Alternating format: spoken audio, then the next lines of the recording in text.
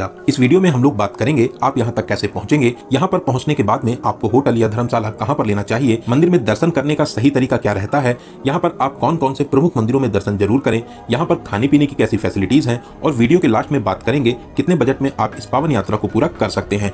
तो दोस्तों इस वीडियो के माध्यम से आपको महाकालेश्वर ज्योतिर्लिंग के दर्शन और यात्रा की A to Z complete information share करूंगा। तो एक बार इस वीडियो को पूरा जरूर देखें जिससे आपको संपूर्ण जानकारी मिल सके। तो चलिए आज मेरे साथ घूमिए श्री महाकाल जी की नगरी उज्जैन में। दोस्तों कमेंट बॉक्स में जय श्री महाकाल और हर हर महादेव जरूर लिखें। भगवान शिव के 12 ज्योतिर्लिंगों में से एक महाकालेश्वर ज्योतिर्लिंग मध्य प्रदेश के उज्जैन में शिप्रा नदी के किनारे स्थापित है। इस ज्योतिर्लिंग को सबसे शक्तिशाली ज्योतिर्लिंग माना जाता है। तो चलिए सबसे पहले बात करते हैं कि आप उज्जैन कैसे पहुंचेंगे। उज्जैन तक आप बस, ट्रेन, फ्लाइट, प्राइवेट कार हर तरीके से आ सकते हैं। सबसे पहले बात करते हैं ट्रेन की। अगर आप बाई ट्रेन आना चाहते हैं तो आपको सभी प्रमुख स्टेशनों से उज्जैन तक डायरेक्ट ट्रेन मिल जाएगी। ट्रेन का सफर सबसे अच्छा और सस्ता रहता है। उज्जैन रेलवे स्टेशन से महाकालेश्वर मंदिर की दूरी मात्र 2 किलोमीटर रह जाती है। रेलवे स्टेशन के बाहर से ही आपको ऑटो और ई रिक्शा मिल जाते हैं। मात्र 20 रुपए पर पर्सन का किराया देकर आप आराम से मंदिर तक पहुंच सकते हैं। वहीं आप अगर ई रिक्शा रिजर्व करना चाहते हैं तो मात्र 50 से 60 रुपए देकर आप आराम से मंदिर के पास तक पहुंच जाएंगे। वहीं दोस्तों बात करते हैं बस की। अगर आप अपने शहर से बस के माध्यम से यहाँ तक आना चाहते हैं तो रेलवे स्टेशन से कुछ ही दूरी पर बस स्टैंड बना हुआ है। अगर आपके शहर से डायरेक्ट बस यहाँ तक आती है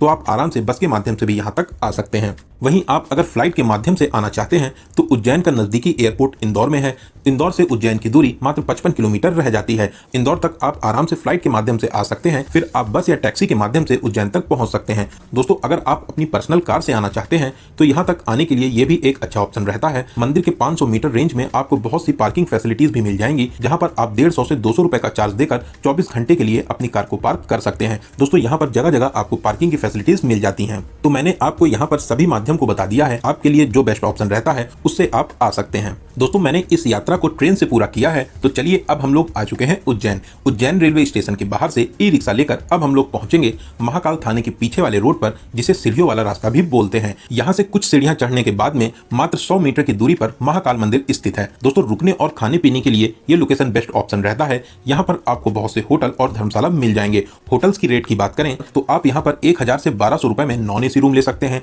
वहीं एसी रूम आपको 1400 से 1500 रुपए में बहुत ही आराम से मिल जाते हैं। आप अगर वीआईपी होटल लेना चाहते हैं तो यहाँ पर बहुत ही अच्छे अच्छे वीआईपी होटल भी बने हुए हैं। वहीं बात धर्मशाला की करें तो यहाँ पर बहुत से धर्मशाला भी बने हुए हैं, जहाँ पर मात्र आप 500 से 600 रुपए में एक अच्छा सा रूम ले सकते हैं। दोस्तों यहाँ पर खाने पीने के लिए भी बहुत से ढाबे और रेस्टोरेंट बने हुए हैं, तो आपको इस लोकेशन पे होटल लेने से खाने पीने के लिए भी दूर जाना नहीं होगा।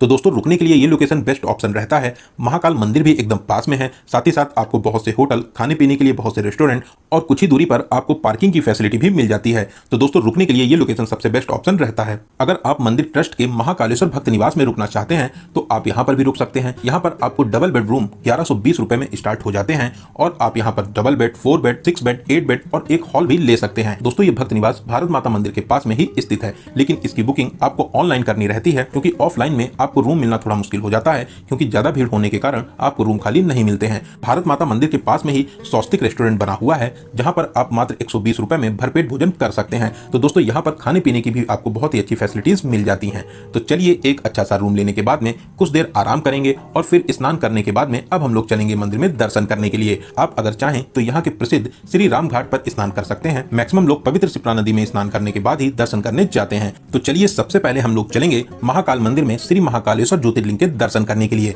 दोस्तों यहाँ पर एंट्री करने के लिए बहुत से गेट बने हुए हैं। गेट नंबर 1, गेट नंबर 2 और गेट नंबर 4 से आप एंट्री कर सकते हैं। यहाँ पर बहुत ही ज्यादा भीड़ भाड़ होती है। नॉर्मल लाइन में दर्शन करने में आपको लगभग 1 घंटा लग जाता है। वहीं बहुत ज्यादा भीड़ होने पर आपको 5 से 6 घंटे का समय भी लग सकता है। तो आप अगर जल्दी दर्शन प्राप्त करना चाहते हैं तो गेट नंबर 4 के पास में ही शीघ्र दर्शन का काउंटर बना हुआ है, जो बड़ा गणेश जी मंदिर के पास में स्थित है। शीघ्र दर्शन के लिए 250 रुपए पर पर्सन का चार्ज देकर आप मात्र 10 से 15 मिनट में दर्शन प्राप्त कर सकते हैं। वहीं आप अगर गर्भगृह में जाकर दर्शन करना चाहते हैं तो इसके लिए आपको 750 रुपए पर पर्सन का चार्ज देना रहता है और आप धोती और गमछा पहनकर गर्भगृह में प्रवेश कर सकते हैं।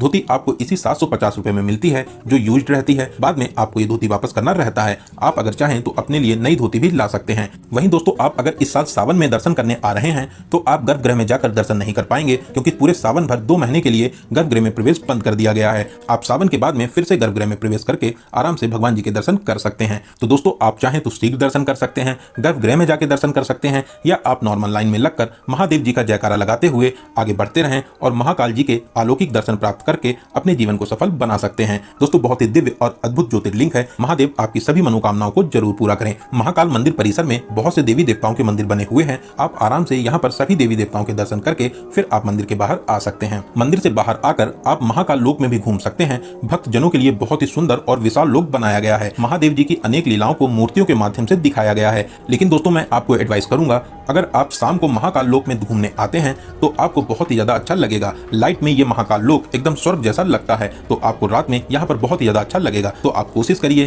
कि एक बार शाम को यहाँ पर घूमने जरूर आइए। महाकाल लोक से ही आपको भारत माता मंदिर दिख जाता है, तो अब हम लोग चलेंगे भारत माता मंदिर में दर्शन करने के लिए। बहुत ही आकर्षक मंदिर बना हुआ है। मंदिर के बाहर ही अखंड भारत को दिखाया गया है, जिसे देखकर आपको बहुत ही ज्यादा अच्छा लगेगा। सीढ़ियां चढ़कर आप ऊपर आ जाइए और यहाँ पर आप भारत माता के दर्शन कर सकते हैं। दोस्तों बहुत ही ज्यादा आकर्षक मंदिर बना हुआ है, आप यहाँ पर अपनी यादों के लिए प्यारी प्यारी फोटोशूट करा सकते हैं। चलिए अब हम लोग महाकाल लोक परिसर से बाहर आकर गेट नंबर 4 के पास में स्थित बड़ा गणेश जी मंदिर में दर्शन करने चलेंगे। दोस्तों यहाँ पर गणेश जी की विशाल प्रतिमा स्थापित है, आप यहाँ पर गणेश जी के दर्शन करिए और गणेश जी का आशीर्वाद प्राप्त कर सकते हैं। दोस्तों बहुत ही प्यारा मंदिर है, आप यहाँ पर दर्शन करने जरूर आइए। यहाँ पर दर्शन करने के बाद में मात्र 100 मीटर की दूरी पर ही विक्रमादित्य टीला स्थित है, जहाँ पर विक्रमादित्य जी का मंदिर भी स्थापित है। साथ ही साथ महाराजा विक्रमादित्य की विशाल प्रतिमा भी यहाँ पर बनी हुई है, आप यहाँ पर जरूर आइए। यहाँ पर आपको बहुत ही ज्यादा अच्छा लगेगा। दोस्तों यहाँ पर घूमने और दर्शन करने के बाद में अब हम लोग चलेंगे माता हर सिद्धि मंदिर में दर्शन करने के लिए, जो यहाँ से मात्र 300 मीटर की दूरी पर स्थापित है। आप मुख्य द्वार से प्रवेश करके माता के अलौकिक रूप के दर्शन प्राप्त कर सकते हैं। शाम को यहाँ पर दीपदान भी किया जाता है। साथ में अगर आप यहाँ पर शाम को आते हैं तो आप माता रानी की आरती में भी शामिल हो सकते हैं। बहुत ही दिव्य और अलौकिक मंदिर है। जितने भी लोग महाकाल जी के दर्शन करने आते हैं वो इस मंदिर में दर्शन करने जरूर आते हैं, तो आप अपनी लिस्ट में इस मंदिर को जरूर शामिल करें। आप एकदम भी इस मंदिर को मिस ना करें। दोस्तों इसी रास्ते पर आगे श्री राम मंदिर धर्मशाला स्थित है, यहीं से श्री राम घाट के लिए रास्ता जाता है। तो चलिए अब हम लोग चलेंगे यहाँ के प्रसिद्ध श्री राम घाट पर शिप्रा नदी के दर्शन करने के लिए। दोस्तों घाट के किनारे बहुत ही प्राचीन मंदिर स्थापित है, आप यहाँ पर बैठकर माँ शिप्रा नदी को बहुत ही आराम से निहार सकते हैं। आपको यहाँ पर बहुत ही शांति मिलेगी। आप शिप्रा नदी के पवित्र जल में स्नान कर सकते हैं और आप यहाँ पर बोटिंग भी कर सकते हैं, जिसके लिए आपको 30 रुपए का चार्ज देना रहता है। आप बोट के माध्यम से शिप्रा नदी की प्यारी सी यात्रा कर सकते हैं। दोस्तों शाम को यहाँ पर आरती का आयोजन भी होता है, अगर आप शाम को आते हैं तो आप आरती में भी शामिल हो सकते हैं। आपको यहाँ पर आरती में शामिल होकर बहुत ही ज्यादा अच्छा लगेगा। दोस्तों इन सभी मंदिरों में दर्शन करने के बाद में अपने रूम पर आ जाएंगे, कुछ देर आराम करेंगे और अब हम लोग चलेंगे उन मंदिरों में जो यहाँ से लगभग 7 से 8 किलोमीटर की दूरी पर स्थित हैं। इन मंदिरों में दर्शन करने का सबसे अच्छा तरीका रहता है आप ऑटो बुक कर लीजिए। ऑटो वाले आपसे 3 से 4 पर्सन का 400 से 500 रुपए चार्ज करते हैं। सभी प्रमुख मंदिरों में दर्शन कराने के बाद में आपको फिर से यहीं पे ड्रॉप कर देते हैं। तो सबसे पहले